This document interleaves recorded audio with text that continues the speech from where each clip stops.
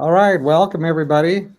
So we have Jonathan Zirkle, who's the big blank space there, and we have Joanna. Joanna, can you pronounce your name for me? I'm probably not pronouncing it right because it's my husband's surname, but we say De Bruyn, but I believe it's said a little bit more Dutch-like in its original. But De Bruyn works. All right, we'll take that. And I'm Larry Kirkpatrick, and we're having some trouble getting our other guests on, so we might have to carry on without. But we are trying to understand the relationship between these non-governmental entities and the church, the Seventh-day Adventist Church, and other churches. And let's see, I didn't queue it up here because I put it into the wrong place before. Is it? I'm going to have to queue them up again here. I see. There's a video. I've got some video and slides, but maybe we'll forego those for a moment. Yeah, the Seventh-day Adventist Church has recently been seen on television, identified as one of 230 non-governmental entities, both Seventh-day Adventist Church and ADRA, as helping immigrants, helping people go north and to become illegal immigrants in North America, and spending lots, apparently receiving lots of government money. ADRA stands for Adventist Development and Relief Agency, I believe. It used to have two other names, SAWS and SA. Well, they changed the W. Anyway, we have some of these bits, and we're kind of concerned because a lot of us joined the church, and we want to kind of make sure we have a better understanding of where some of this really lays. So this is probably a work in progress, getting this understanding.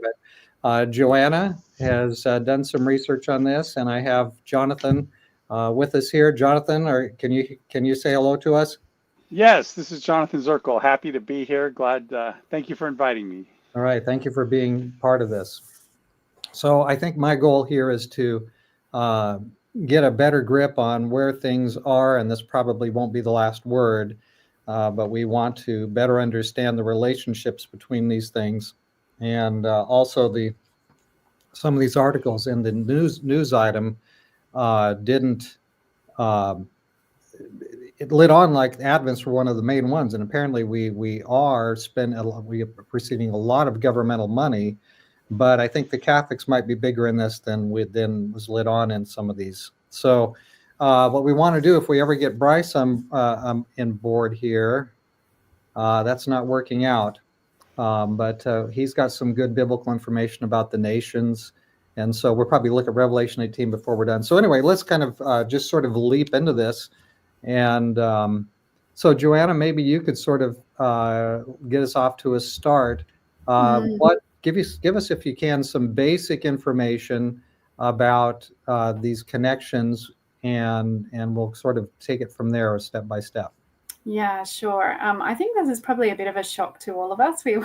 I think for some of us, we were under the impression that we were predominantly a religious institution and not a political one. But yeah, over the last, I guess, couple of months, it's been a bit of a discovery process for me, and that's why I ended up having the program with Dr. Cho. One of the things that I've actually found in relation to ADRA, and this is probably the more relevant at the moment than necessarily the general conference, but ADRA obviously receives quite a lot of funding from USAID and the UN. They talk about that on their website, so it's not a secret. If you go onto the FAQ section of adra.org, it actually says that they get a lot of funding. I've actually got a slide on my screen here that the exact words, it says in 2015. So obviously they haven't updated their website since then, but obviously it would be greater amounts than that. But it says in 2015, ADRA's program expenses totaled 190 million, made possible through private contributions from private individuals like you, corporations and foundations and other entities. We also obtained funding and commodities from government and intergovernmental agencies or organizations, such as USAID and the United Nations. I actually did a bit of a Google search and found This was actually before this whole thing came into the media that we're talking about now, and found a ADRA financial statement from 2023. And that year, their total revenue was $123 million. $123 million. Sorry, I'm just reading the actual spreadsheet at the moment. So it's $123 million, a little bit over that, actually closer to 23 million and a half dollars in revenue. And only 3 million of that actually came from the Seventh-day Adventist Church. The rest of it came from other entities. The US government was 77 million. So that was actually through a whole bunch of different areas. So they do receive the majority of their support outside of the Seventh-day Adventist Church, official Seventh-day Adventist Church. Obviously, there is private donors, which they don't list. And so there might be some wealthy Seventh-day Adventists who give money that's not directly through the church. But there's definitely room for some financial incentive to do what the government would have you do. And if you actually go onto the USAID website, and once again, I've got another slide here in front of me that I'm reading at the moment. They've got the USAID rule for participation by religious organizations. And they say on there what you are basically agreeing to when you take on USAID funds. It says, further, although faith-based organizations may not use direct USAID funds for explicitly religious activities, including activities that involve overt religious content such as worship, religious instruction, or proselytization, they may continue to engage in religious activities as long as they are separate in time and location from the programs or services funded. I mean, this is pretty understandable. You wouldn't want taxpayers' money paying for a Luciferian group to evangelize either. But essentially, I heard someone yesterday talking about what's happened with the immigration crisis. And they said, oh, well, maybe they saw it as an evangelistic opportunity. They would have known what they were signing up to when they received the USAID funding, that they weren't to be involved in any kind of evangelizing or proselytizing as part of that. So it's not something where they were innocently doing something that they thought was furthering the cause of God. They were actually doing something that was purely humanitarian in its nature. And sorry, if you have any questions or you want to jump in, let me know. There's also to actually receive funding from the UN as an NGO, particularly a humanitarian NGO, you have to sign up to a code of conduct that is overseen by the Red Cross, and I'm just trying to remember what the other organization, but Red Cross is part of this organization that oversees the code of conduct for the UN in relation to humanitarian crises and those who deliver services in humanitarian aid. ADRA International, and I think it looks like every branch of ADRA around the world has actually signed up to the code of conduct if you go on to that particular website. And when you look at the rules around the code of conduct that they say on the document that they have to sign, it says humanitarian aid will not be used to further a particular political or religious standpoint.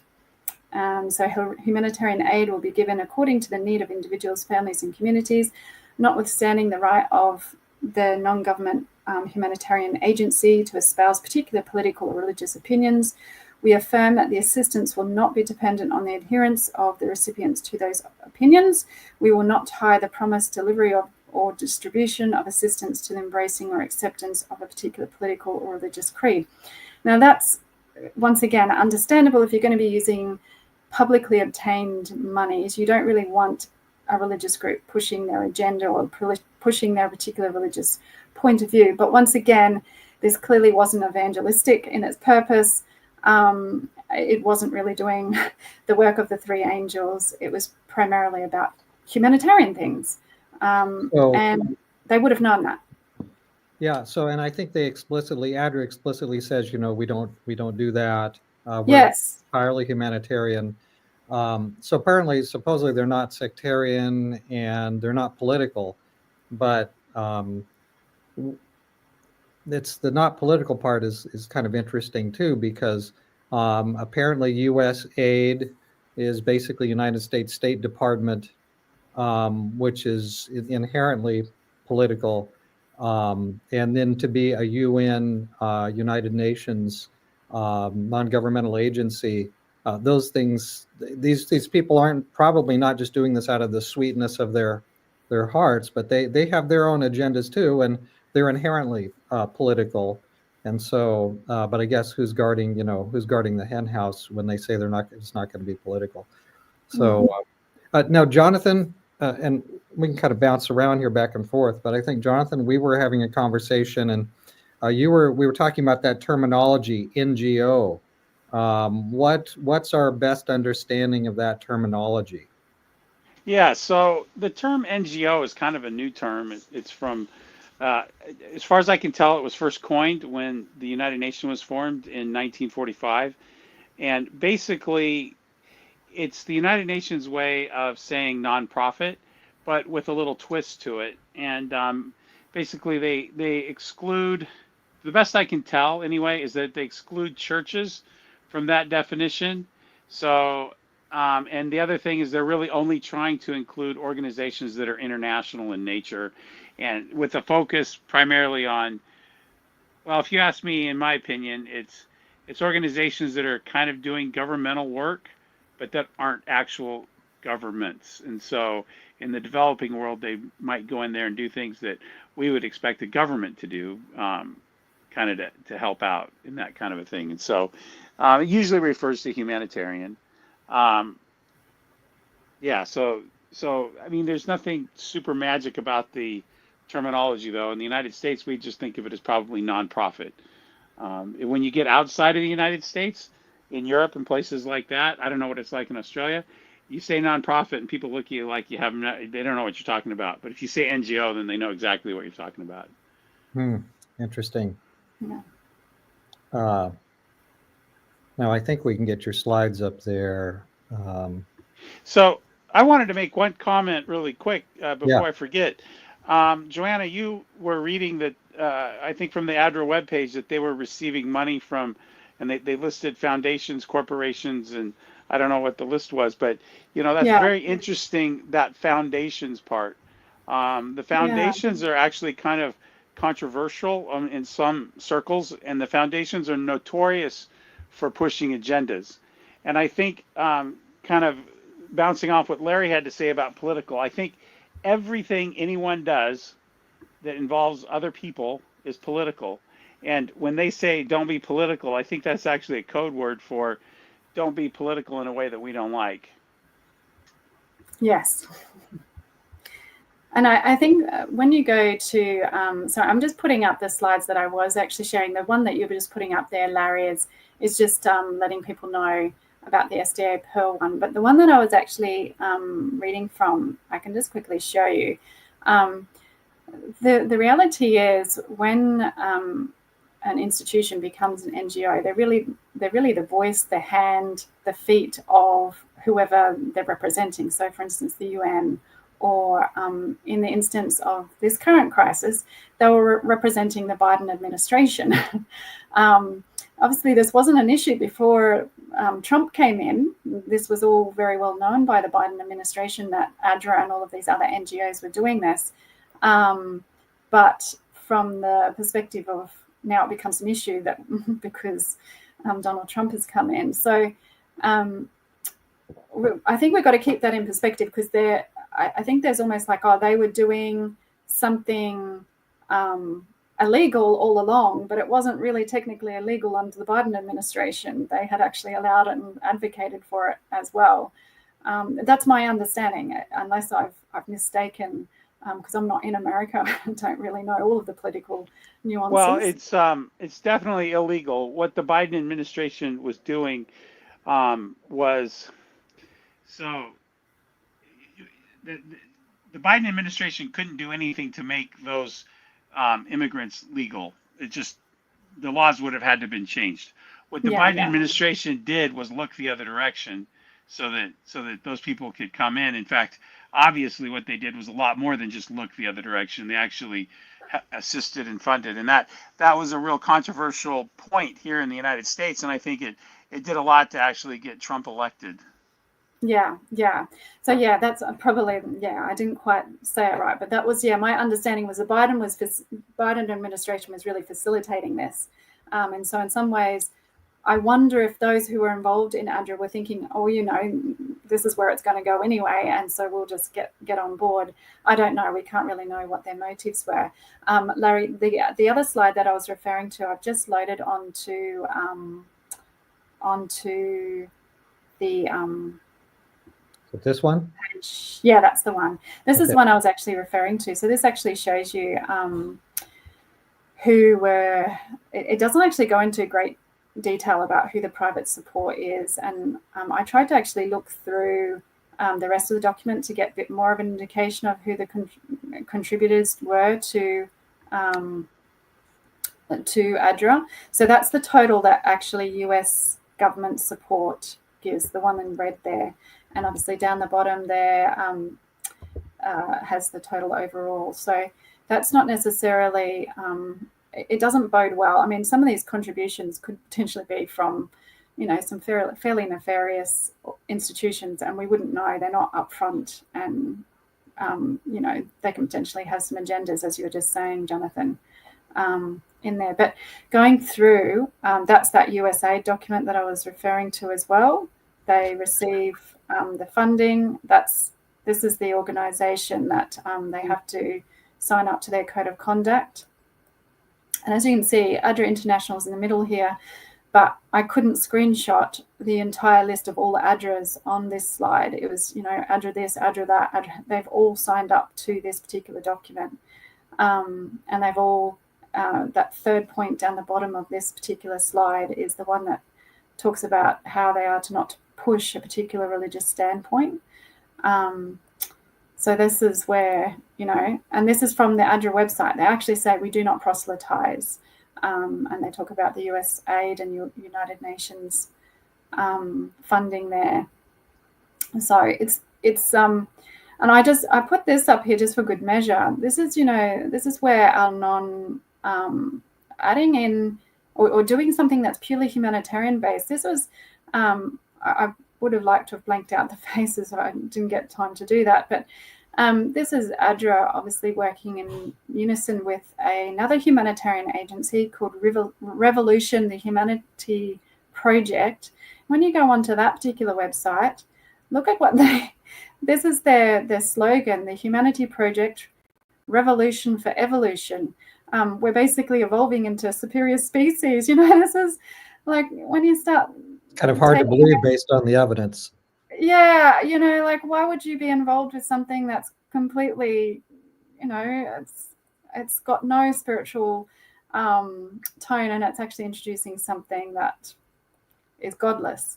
So yeah, that's, when we, Ellen White makes it very clear, the health message, which is really what we would be better off doing, but it's a humanitarian, if you will, and I'm saying that in inverted commas because humanitarian is basing your salvation on what humans can do. But the health message is what we should do. And she said that it was never to be disconnected from the gospel. And so when we look at the humanitarian work that ADRA is doing, it's very much disconnected from the gospel. So what gospel is it using? It's using the gospel of human devices will save these people. And so governments and government agencies are seen as the saviors because they provide all of the funds, they provide the processes, they provide all of the, protection in terms of the Biden administration to be able to cross the border illegally. So, this is what happens when we don't actually remain true to our calling. So it seems like when you get government money, there's always a really big string attached. And if you believe in what Revelation 18 teaches us, that there are three primary entity or groupings at the end of time: Babylon, all false religion, especially featuring the papacy, the kings of the earth, that would be all the political figures, leaders of governments, and then you'd have the merchants of the earth, which half the chapter is taken up with the reaction of the merchants of the earth, and then the great men are mentioned in verse 23, the great men of the earth, which sort of today might link up with giant corporations, super wealthy individuals like Jeff Bezos and people like that. When you kind of pile all this together and you're doing humanitarian things and you're getting all this money, I mean, just because a guy says, I'm from the government, here, let me hand you some money to hand to somebody else. Does that mean that God's people should say, yeah, sure, put it in my hands and I'll hand it to somebody else? It's kind of a question. Why would we team with people like this?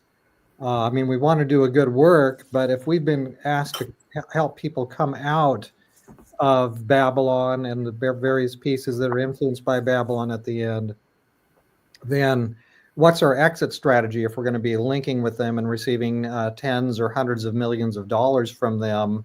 When do we say, well, sorry, we don't want another 100 million? What's the exit strategy? When do we leave, or does that part just stay in and enter into a phase of corruption? So at the same time, you see all this deep humanitarian needs, and you can understand people wanting to do a good thing. And I don't think we're here just to trash people. We're trying to do good things. But this connection,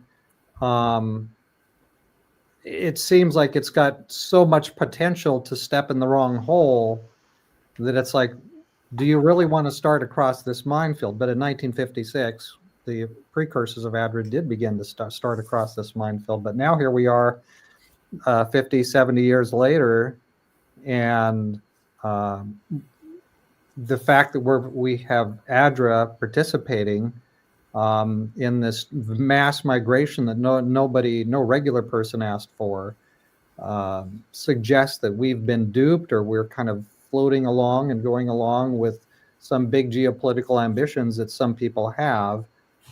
And I don't know, Jonathan, and Joanna, what are your thoughts about this sort of linkage with linking arms with people who may think they're doing good, but are really you already said, Joanna, we're kind of on a entirely different paradigm from these other groups.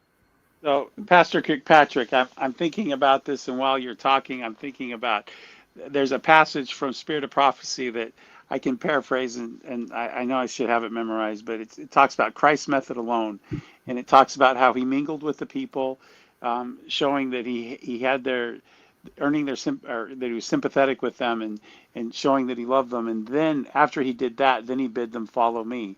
And I feel like what we've done with this kind of a thing, if it even is humanitarian, and that's a whole nother question if we're talking about the immigrant problem, but let's assume for a second that it is humanitarian. Where's the follow me part? And it seems to me like this really actually gets in the way of doing the mission, because we can't say follow me. As far as the immigrant thing, the other thing that was going through my head as you're talking, we're focused right now on the American problem with the immigrants there, but I know I've seen plenty of reports that ADRA is also involved in Europe. I know that they were involved with the Syrian refugees, which is another issue of, I don't know whether, I'm not an expert on what's legal and not legal over there, so I don't know if I want to call them illegal immigration, but it's certainly similar to the immigration problem that's here in the United States, and that raises this question in my mind: where is this humanitarian at all?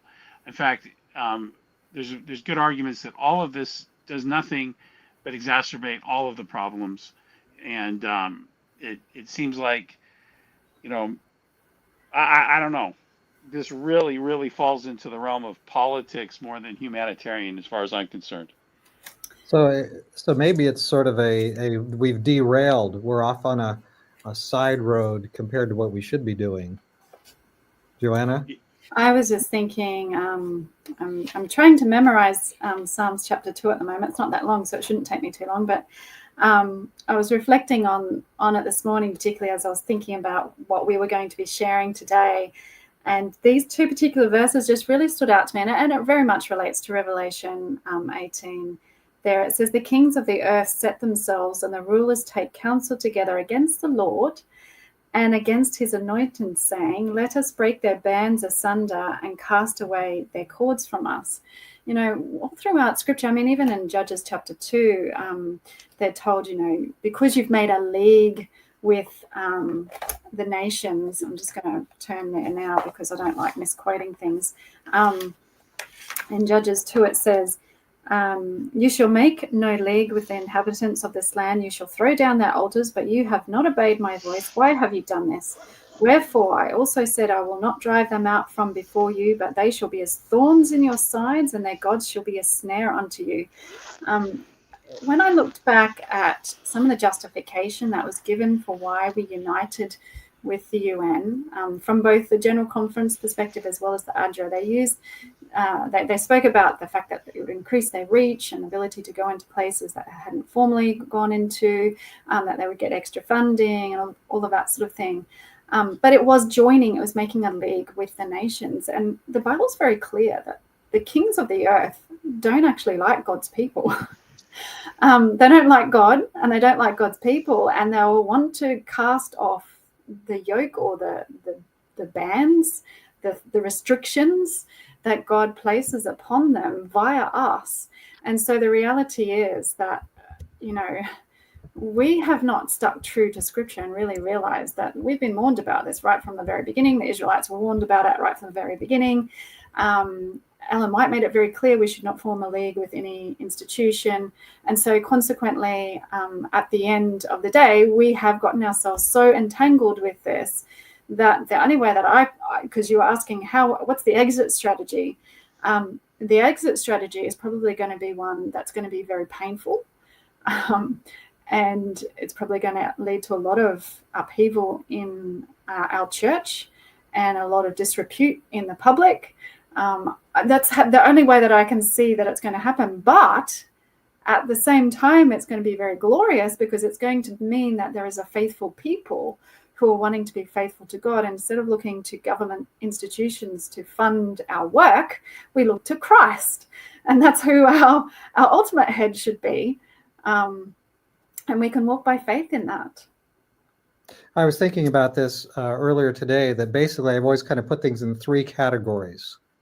So in the third category, it's like these are things that my church is doing that I don't agree with. Some of the children's Sabbath school materials a few years back, actually a period of years back now, was so far off the beam that it was just like, we're not going to use this.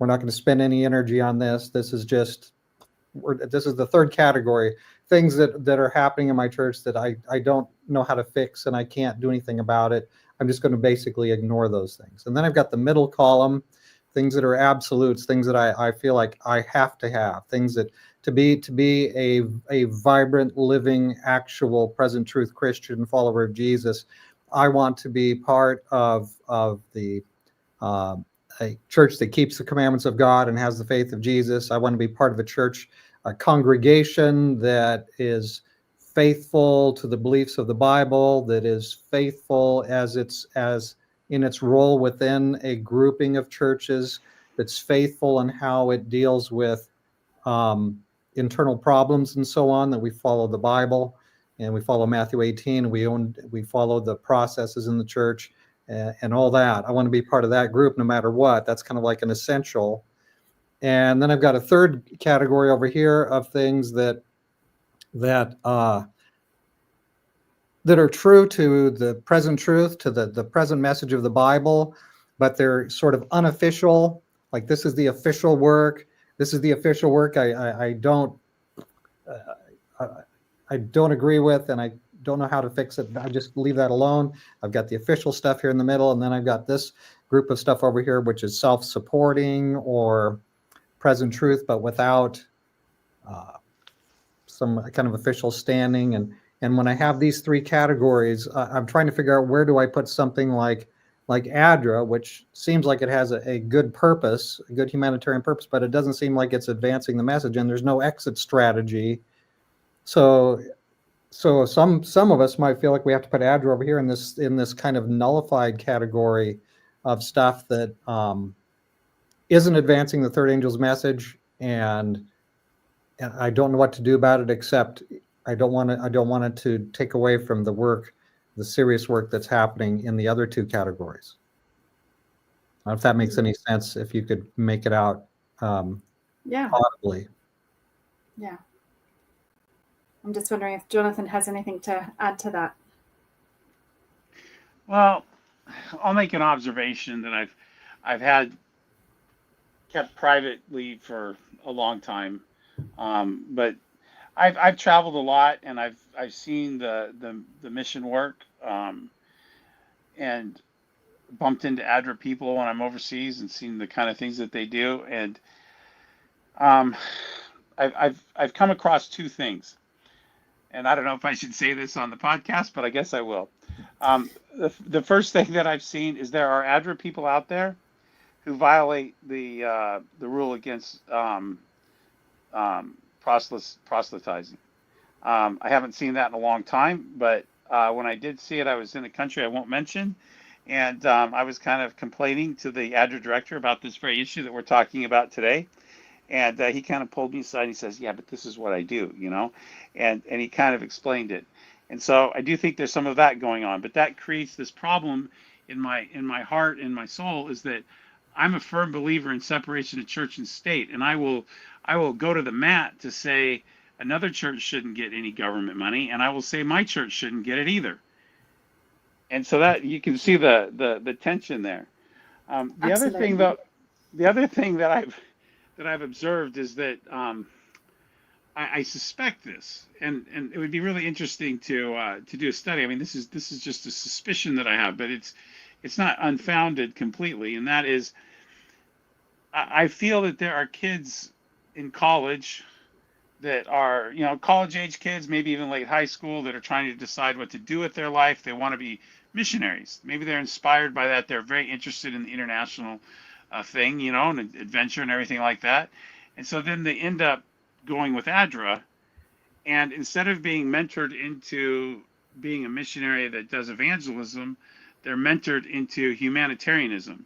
And it really is a different religion than Christianity. This humanitarian thing, it functions a lot like a religion. And I'm afraid what we're doing is we're sending a lot of youths that could be missionaries down a different kind of career path, and I don't think we should kid ourselves.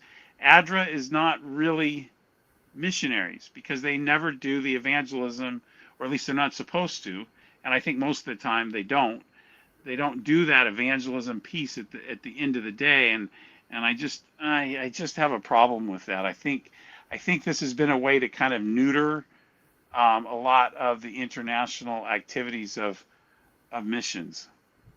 I couldn't agree more. Like, if you look at the humanitarian side of things, and you're sort of paraphrasing the quote from Ellen White earlier, if we're not bidding people follow Christ, who are we bidding they follow? And so, because people always follow, we're sheep, we like to follow. And so if we're not pointing them to Christ, we're pointing them to another human, either ourselves or an institution or a government, whatever it may be, to actually be the savior. If we had to put the amount of effort that we have put into mission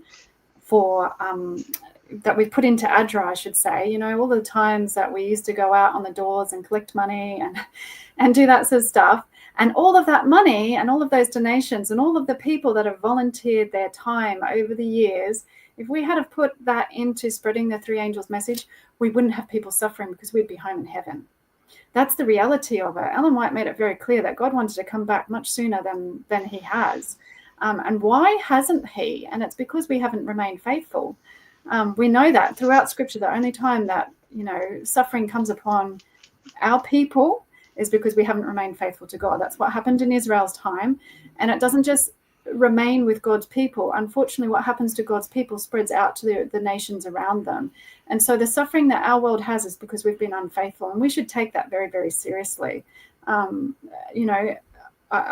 probably being quite strong, because I know that, as you say, there's probably some very decent, God-fearing people who've taken on ADRA roles in all good conscience and wanted to love and share God with people and do all of that sort of thing. But unfortunately, they've bought into a flawed system and a flawed ideology that is not centered in God's word and in the principles of God's word. So let's come to this question about this mass immigration to the United States. So you have people who have terrible situations at home. They're displaced, or really they choose to leave. I had a picture here. Yeah, let's try that. Here's a lady. I forgot if this is in Colombia. You can see the ADRA banner behind there. As she's giving people apparently legal advice about what to do. And I know that what a lot of these people do is when they come to a nation, they throw away their temporary ID thing so they can claim a certain status. And it's just very disturbing. When people know we're going to be there to help, ADRA is going to be there to help them along the way, are we encouraging people to participate in this? And then are they going to get involved with sex trafficking, paying vast sums of money, perhaps government money that comes from the taxpayers, and then it's funneled somehow through a group like maybe even our own church, and it winds up in the hands of coyotes and drug runners and drug cartels and human trafficking, and people are raped and terrible things happen because in some part we're one of the 230 groups that they know they can rely on to get here. I mean, I know that there's terrible suffering and needs, but are we playing into the hands of some bigger geopolitical picture? Because, and I want to touch on the situation with Rome in this, because a lot of this immigration comes from, I think it's in the benefit. It's to the benefit of Rome's designs if America is less demographically, is less freedom oriented, less liberty oriented, and has more, because the Roman Catholic thing, without trying to be a harsh person, Judaism is its own thing. It's really its own civilization, and we benefit much from that. But Judeo-Christians, Christians kind of its own civilization. Catholicism kind of stands apart as its own thing as well. I mean, it has a totally different authority system, tradition over the scriptures, whereas we as Protestants will say, no, scriptures over everything. So we're really in different worldviews, significantly different worldviews. And to have more people in America who subscribe to the Catholic worldview, where we're, the common good, and we're going to do what the Pope says, and tradition is the superior piece. Trying to find the right spot here without getting dizzy. It's all dizzy. I apologize. I think we should stop. You presented at least two issues that I'd like to comment on. Go ahead.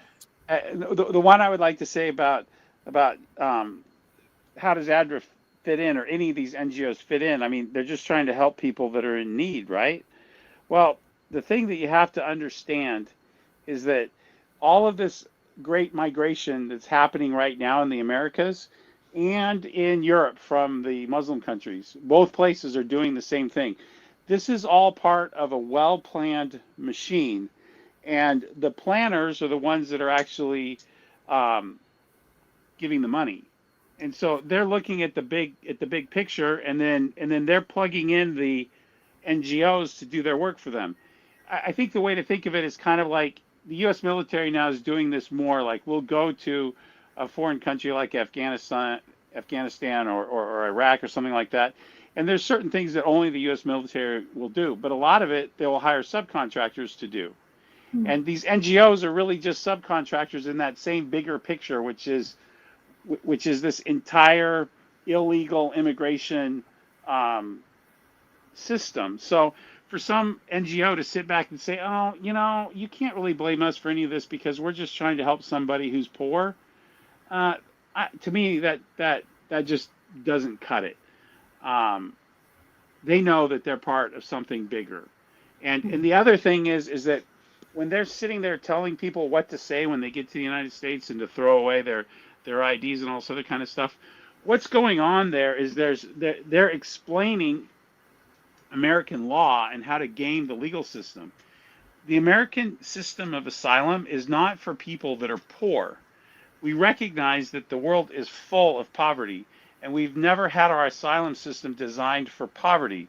But what we design it for is certain kinds of persecution. And so what you have is a lot of economic migrants that are coming, but then they're being coached as to what to say so that they can stay and pretend that their economic problems are actually persecution problems, where they're being persecuted for certain things that allow you to stay in the country. And then what's happening is the Biden administration or whoever is actually not adjudicating any of this. And so then they just get to stay. Um, so that's one issue that you raised. The other issue I'll go ahead and touch on and try not to hog the conversation, but you talked about how in the Americas, this is a migration of predominantly Roman Catholic countries to the United States. And there's a theory called the Great Replacement, which if you would have said that not too long ago, you would have been accused of being a neo-Nazi and just kind of like completely off the chart as far as talking about that. And I don't know how kosher it is to talk about the Great Replacement, but I will try to talk about it in an academic way, and that is this theory goes back quite a ways. I know the first time I encountered it was reading a book called 50 Years in the Church of Rome by Father Chiniquy. It's a very fascinating book, and in this book, Father Chiniquy, he's a former Catholic priest who became a Protestant, and he's famous because he became friends with Abraham Lincoln. And one of the things he warns about is how there's this, essentially the Great Replacement. He doesn't use those terms, but at that time he's talking about French Catholics coming from Canada to settle the Midwest, and he's talking about the dangers of that from exactly what you're talking about, replacing Protestantism with Catholicism. And so it seems like this is the same theme, just coming from, instead of the French Canadians now coming from the Latin Americans. So this isn't a new idea, that and it also seems to be a fairly reasonable strategy given the objectives of Rome. It will certainly help the Protestants in America to do the bidding of Rome one day if there's more Roman Catholic influence than if there's less, right? Oh yeah, absolutely. And you know, it's interesting how America has changed. If you go back and you read, I always think I'm going to mispronounce this guy's name, Alexis de Tocqueville or something like that.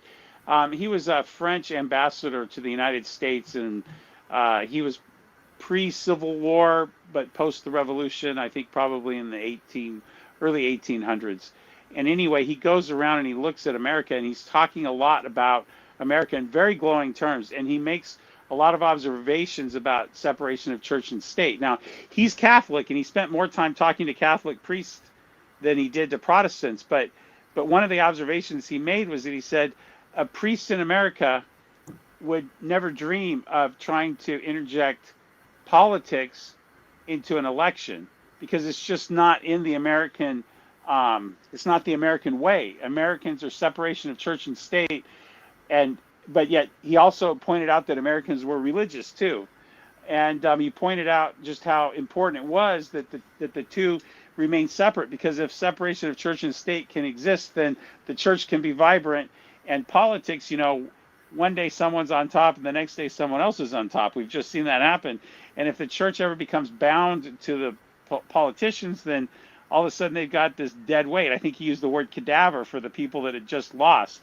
But anyway, what he said is that these priests, they would then separate themselves. They were not interested in interjecting in politics. But, you know, that's not the way it is in America anymore. I don't, you know, we all live in our own state, but I get around a little bit. And I remember a few years ago, I was driving through New Mexico during election season. And I'd see these huge banners up that say, "Vote Catholic." And, you know, that would have never happened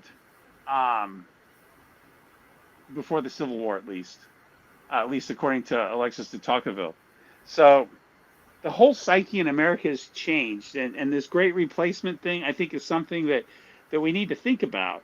I don't know what to do about it, because one problem is that Protestantism itself has lost a lot of vibrancy, with or without any kind of replacement. So it's a very complex issue, and I'm not quite sure exactly what to think. Right. And that's why I said at the beginning of our sort of tumultuous start here with the podcast, that this is not the last word at all. I think we're just starting to get a grip on it. And Joanna, to your credit, you kind of had a part in getting the ball rolling a little bit more. But I think we've always kind of wondered and been curious and not quite sure how all these things relate. It seems like ADRA is indisputably and openly kind of a non-governmental organization in the understanding of the United Nations, and the United Nations has ADRA on their list as one of their groups or group they team with. And then the church, though, seems like we still are busy working to win hearts to Jesus, and of course, obviously, to our understanding of what Christianity should be. But the church, I think, in 1983 or 85, Joanna, correct me. 85. 85. Put it in the church magazine. Hey, we're approved as this connection with the UN or what have you. So you have a consultative status with the United Nations. Yeah, but don't you have the consultative status? Don't you have to agree not to proselyte? And then, so was he talking about the SWAS, the precursor to ADRA, or was he talking about the whole? No, the General Conference. So the General Conference of the Seventh-day Adventist Church. So ADRA is also, has signed up to the UN, but separate to that, the General Conference of the Seventh-day Adventist Church has also as well, and that happened actually prior to ADRA. So ADRA joined, I think it was 1996 or 97. I think it was 96. But the General Conference of the Seventh-day Adventist Church joined in 1985. So yes, in terms of proselytization with the General Conference, it's a little bit more. There's a few more steps to actually prove that yes, that they have actually agreed to not proselytize within any whilst they're representing the UN. They didn't sign up to the same document that I was showing you that ADRA has signed up to. They're not listed on that code of conduct. But then from the General Conference perspective, they don't actually deliver the humanitarian aid of the UN. They're merely involved in the more political part of the UN, of being involved in some of their meetings and so forth for around social initiatives and religious liberty things and all of that sort of stuff. So and environmental awareness and climate change. So it's a little bit different from the General Conference's perspective. They're not actually from. I can't see there's any link between funding from the UN and the General Conference, but it may be there. I just haven't found anything to show that they've actually received specific funding. So the monetary link there is not as clear, and potentially from that perspective, we're a little less prone to being influenced. But then ADRA is a part of our church. So in some ways, I think if the General Conference was to make too much noise at the level of the UN, then ADRA would probably suffer as well from their relationship. So yeah, it is very concerning that we are actually involved.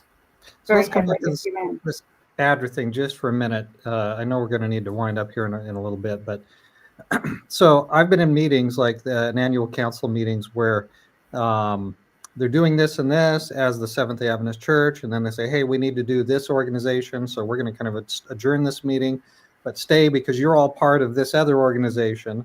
And then they start that meeting, and then they have a separate annual, maybe demanded meeting of that organization. So is ADRA distinct from the Adventist Church as a separate 501c3 thing, but it uses the Adventist name? So I'm wondering how separate and how connected it is. And that was kind of one of my goals, and I don't know if we can do it tonight, but one of our goals is to get a better, I think everybody in the church would benefit from a crisper understanding of, is ADRA, how tightly is ADRA attached to the Seventh-day Adventist Church, or is it a separate organization where it's got overlapping board of directors, but it's truly separate because it's on the NGO list? And I don't know if either of you are equipped to give an answer on that any further than that question. Jonathan, do you know? Well, I know some things about. I guess I would say a couple of things. One is it probably I would ask, well, why are you asking? Because if it's convenient that ADRA is part and close to the Adventist Church, then by all means, absolutely, they're in the same building, I believe.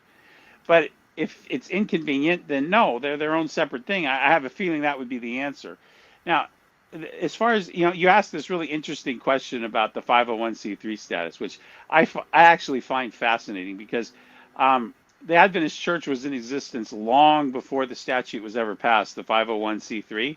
Right. And so they never had to apply for it. They got this kind of really interesting grandfathered in thing from the IRS, which basically said, hey, we just want to let you know we recognize you as a nonprofit. And the way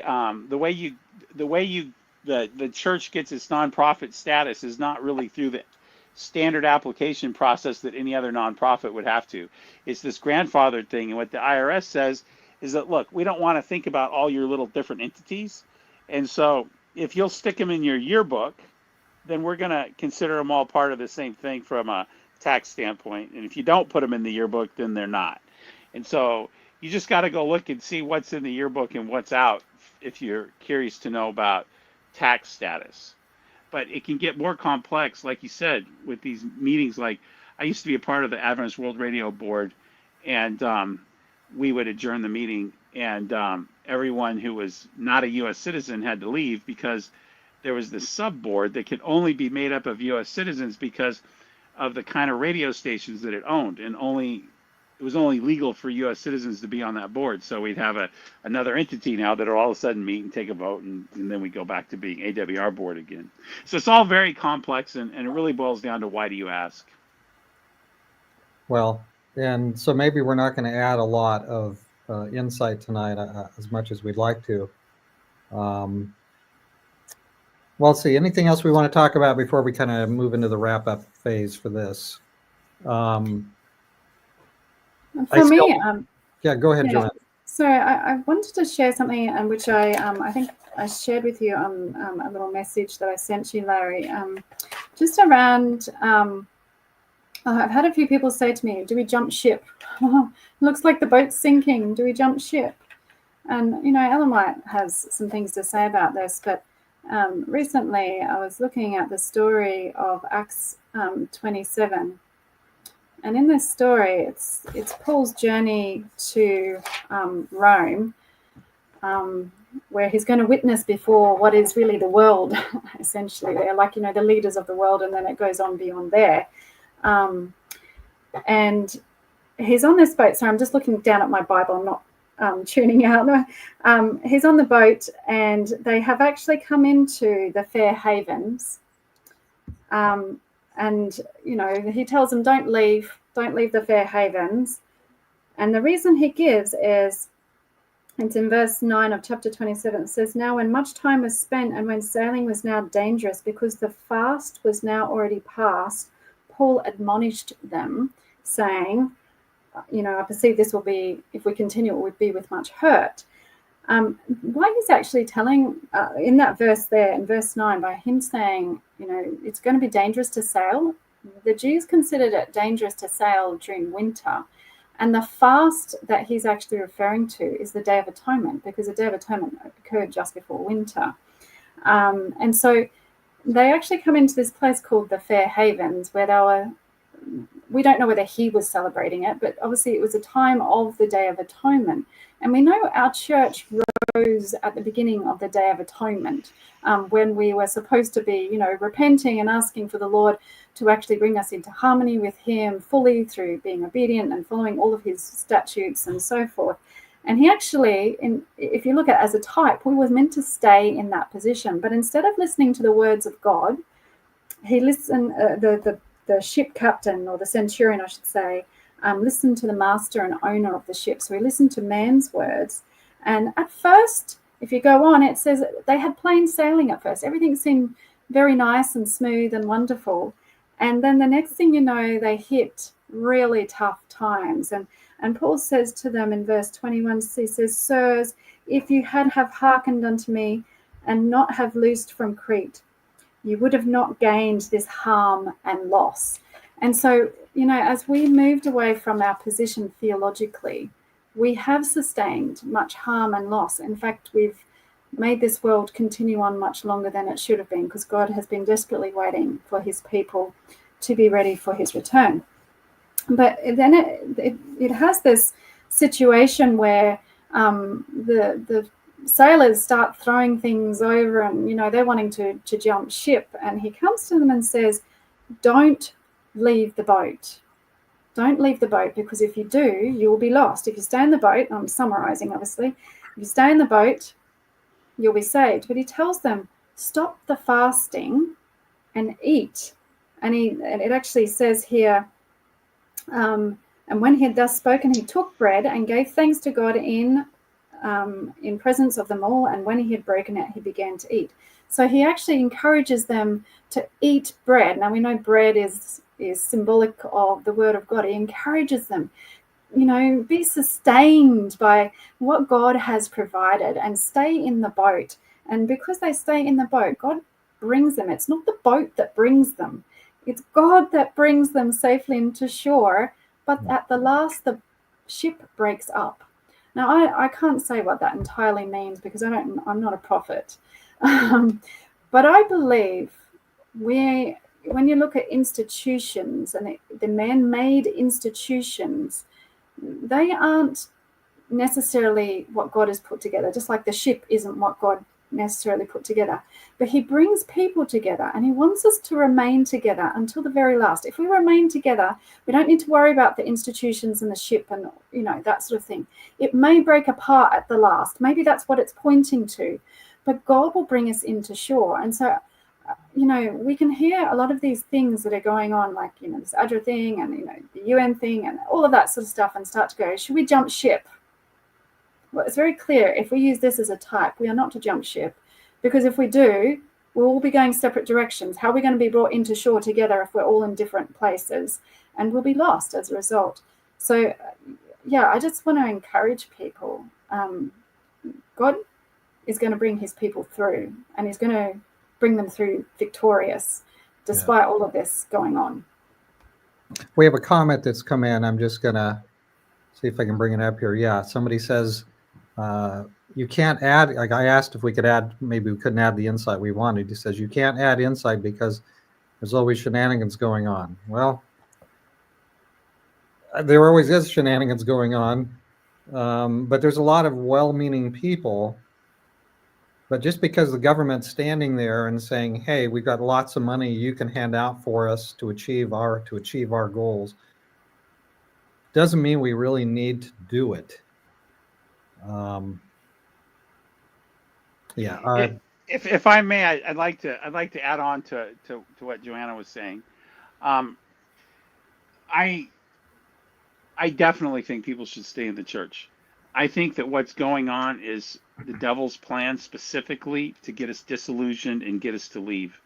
There's nothing he fears more than if we would get our act together and go forward as planned. And if you look at the organization of the Seventh-day Adventist Church, it is really a thing of beauty. It really is. We've got a little bump in the road right now, is how I would describe it. I look, for instance, at the Religious Liberty Department.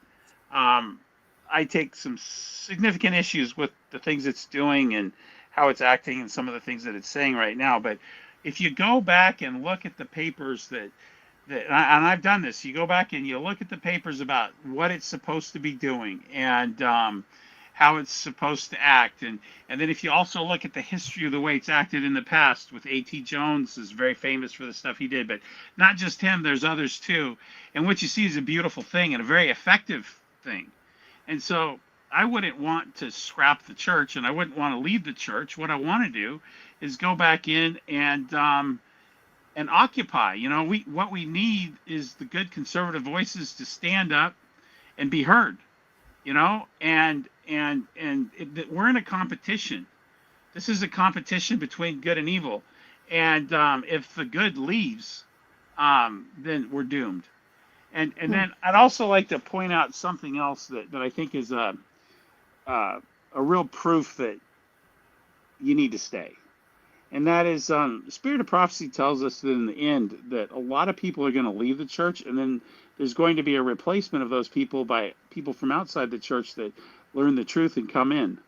Now think about that for a second. If that's really true, and I believe it, then if you leave the church now, then you're part of that group that leaves and is lost. But if you stay in, then you're part of that group that welcomes those others that come in. And I know that there's going to be some rough waters ahead, and we don't talk about this very much. It's not a very popular thing to talk about, but we do know that some people will be leaving the church, and I'll leave it up to the Spirit of Prophecy experts to prognosticate about how many or how that happens or exactly when it happens. But we do know that's going to happen, and so I really believe that you got to stay in the church and you got to fight for her. The other thing that I think too is that this isn't that complex of an issue. I remember my grandfather was a real staunch Seventh-day Adventist and a very avid student of Spirit of Prophecy, and he used to sit around. We'd go visit him on Friday nights, and he'd talk about. At times, he would talk a lot about receiving government funds and how we shouldn't do that. And it seems that we've gotten lax on that, and we are receiving government funds. And what's interesting about this is that it seems that the warnings that we shouldn't do that, they've gone unheeded, but they've also turned out to be completely true. And so I think we need to go back and we need to really look at that issue. And I think just taking care of that one issue could go a long ways towards fixing things. Now, I don't know if it will fix things, but it will. If it doesn't fix it, it'll at least make the next problem obvious so that we can work on fixing that. And I really think we got to stay here and fix this thing. I love the church. I'm not going anywhere. Well, the reduction of government monies would mean a reduction of some people who were attracted by the smell of the greenbacks or the fake greenbacks. Yeah, but that's okay. It doesn't matter. I mean, one of the things that I'm really impressed with is that if you're a non-believer and you're out in the world and you're seeking, you're going to seek for something spiritual. And if you come across a church that's tainted with the political and the world, you're going to discard it. You're going to go look somewhere else. There's one thing that made a deep impression on me. Many years ago, back when we still had magazines, before the internet had killed them, I was reading an article in Wired magazine, and they had gotten an interview with the Dalai Lama. And it was really interesting because they went to this interview and they wanted to ask the Dalai Lama all these questions about what was going on in the world. And one question after another, the Dalai Lama just couldn't answer. He's like, really? That's going on? I haven't even heard of that. And these were big things. And the one observation that the interviewer in Wired magazine said, he said, as we came to think about it, he's a spiritual leader and we wouldn't expect it to be any other way. And I think our church, I'm not a big fan of the Dalai Lama, but I think there's something instructive there, and that is we've got to be so spiritual that we smell like we're spiritual when the world talks to us. They've got to taste our spirituality. They've got to know it's there. And I'm afraid that right now we're so tied up in different things with the world, and we're making a lot of money. We could talk about other things. We're talking about ADRA tonight, but we could talk about other big institutions that just reek of the world. And I think we've just got to get back to that pure apostolic faith, and then people can just smell it and taste it. The world knows the truth from the false. They just got to find it. And so I think it's really good for us to, if we have to, downsize just to get rid of this government money so that we're not tainted by the world. We got one more comment, and then we'll just tie off with each of you telling what you're, finishing off with things that you're doing here. But here's another comment about PARL, Public Affairs and Religious Liberty, is all in one blob right now. Do you think that it's time to split those into two separate pieces, Joanna and or Jonathan? You can sort of see logically how they fit together, but you can also So see as how, in public relations and religious liberty are you can also together, and they shouldn't be. having them together seems to include certain liabilities. Well, I think it's fine to have them together. I think if you go back and actually look at what it was really about, that was religious liberty was the only area that the church was having a public relation over. I mean, we use PR, public relations, PR, that's come to mean something. You have PR firms and all this stuff. And that's not at all what PARL is about. It's not a public relations firm at all. And so I suppose you could rename it to try to update with the terminology of today. But basically what PARL always was it was, or at least when it was founded, it was designed to be a piece of the church that reached out to governments, government leaders, Apparently very and the effective. public to advocate for religious liberty. And then obviously the church reached out to the public in other ways as well, but we called that evangelism. And so if you actually look at what the church was doing, it was just evangelism and religious liberty. And actually religious liberty can be done in a way that's very evangelistic. So I don't know, maybe that name isn't the very best, but I wouldn't change their mission as far as what it's really stated and what it's been in the past, and even what it's stated today. I think the stated mission is fine. I think the execution of it has a lot to be desired. All right, Joanna, any thought there, or we're ready to? No, I think Jonathan's probably covered it better than I could. All right, Jonathan, before we go here, anything you're up to coming up you want to tell us about? Well, I mean, yeah, there's a couple things I'd like to tell you about. First of all, I'm the Vice President for Religious Liberty of the Liberty and Health Alliance, and we've got some videos that we're putting out that I invite everybody to see. We've got a petition that's going, and we're also very friendly with Project Pearl that I'm sure Joanna will tell you about. And what I think both the petition and Project Pearl, they may not be exactly the way the church is designed to do business, but this is a way to communicate with our leaders in a way that they stand up and take notice. And what I believe is that we've got to come at this with as many angles as we can and show our leaders that we want to be as active as we can in all of these things. And I think at some point the dam will break. I know it will, because I know that the church has got to improve for all the different prophecies and everything to make sense. And so I just encourage everyone to watch our videos, sign our petition. If you can, with your church, get involved with Project Pearl. Joanna will tell you about that. And then one other thing that we have coming, I know we just announced dates. I don't know that we've announced it publicly, but I know that we've picked them. It's around the first week in June that Liberty and Health Alliance will be having a camp meeting, and I think that there's going to be some really interesting things there. We haven't totally figured out our speakers, but we figured out some things, and there's one thing I really want to push for that I'll keep a secret right now, but I will tell you I think people will really want to hear, and if you can't make it in person, then I'm sure we'll put it out there on the internet. So those are the things that I would like everyone to look forward to. Is the petition, the new one, at libertydocument.org? Is that the correct? Yeah, URL? we had to go to a different webpage because we got hacked. Yeah, And it looks like a pretty directed hack. This isn't like just some kind of random vandal. There's some different things that lead us to believe that whoever hacked us was because they really didn't want us doing this, and that's really disconcerting, and it makes us very concerned, because hacked once, if they really don't like you, they may hack you again. So once again, just prayerfully keep all this in mind and keep watching where we're at. We may have to move around some more as different things like that happen. All right. Thank you for bringing those items to us, Jonathan. And Joanna, Yeah.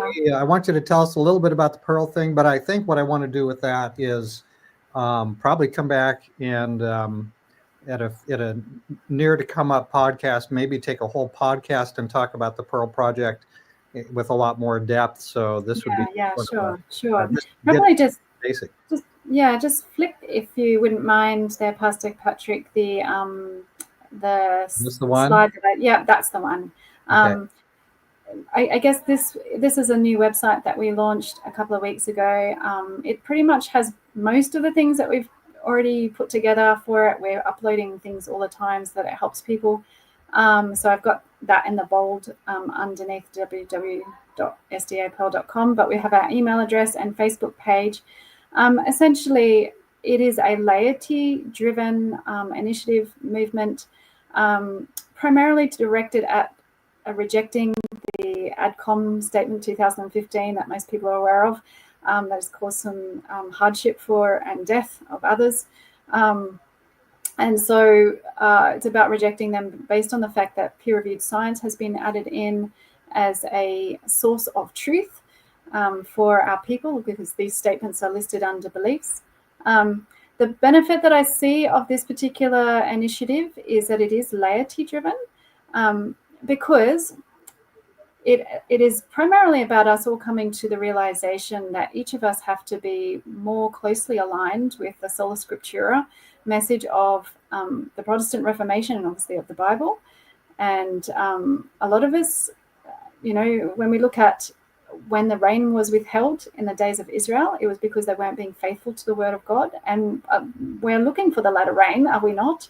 And so we need to see us turn more faithfully back to that Sola Scriptura message. And really the 2015 statement and the reaffirmation statement that we are very aware of is really just a signpost along the road that tells us that we've gone down the wrong road.